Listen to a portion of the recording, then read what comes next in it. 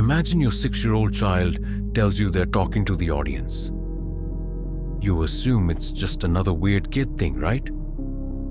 But then things start happening. Lights won't turn off, objects move, and whatever the audience is seems to be watching. This is my story, and I hope it never becomes yours. My son Cade is smart, crazy smart for a 6-year-old. But like most kids, he has his quirks. He's always been a little different, but nothing too concerning. That was until a few months ago. It started small. At dinner one night, I tried to get Cade to eat spinach.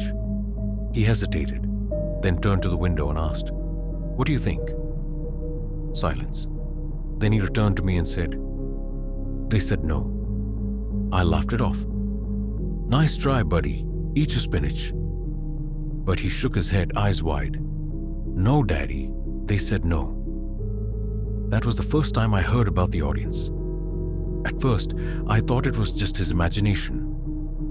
But then little things started happening. One night, Cade refused to let me turn off his bedroom lights. "The audience wants them on," he said. I tried to switch them off, but the lights stayed on. The switch just stopped working. The next morning, it worked fine again. Then things escalated. Cade would mention the audience, and things would go wrong. One day, he told me, "The audience doesn't want me to go to school."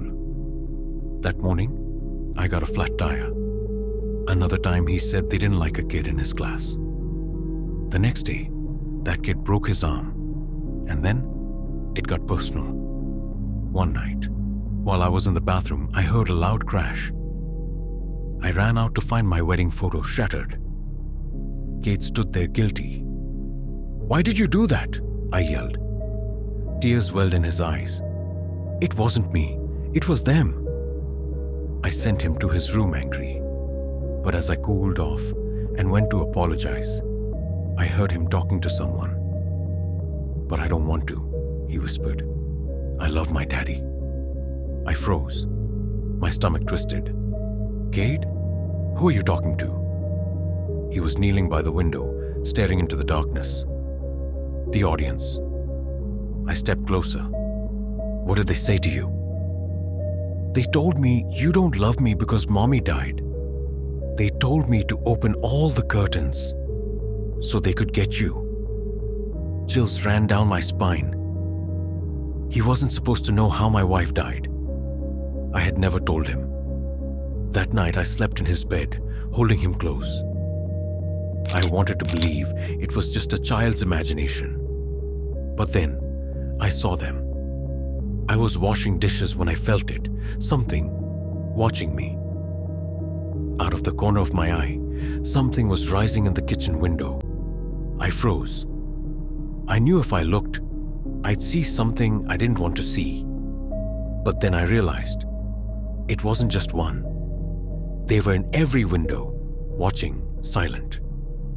I ran. Sprinting up the stairs to Cade's room, I saw them as I passed window after window. Their faces were wrong. Huge, bulging eyes, gaping mouths, too wide to be human, pale, wet skin. Their thin bodies just stand there, staring like an audience waiting for the climax of a horror film. I burst into Cade's room, scooped him up, and pulled the blankets over us. And now, we're here, hiding. I don't know if they'll leave. I don't know if they'll come inside. All I know is, if your child ever tells you they're talking to the audience, run.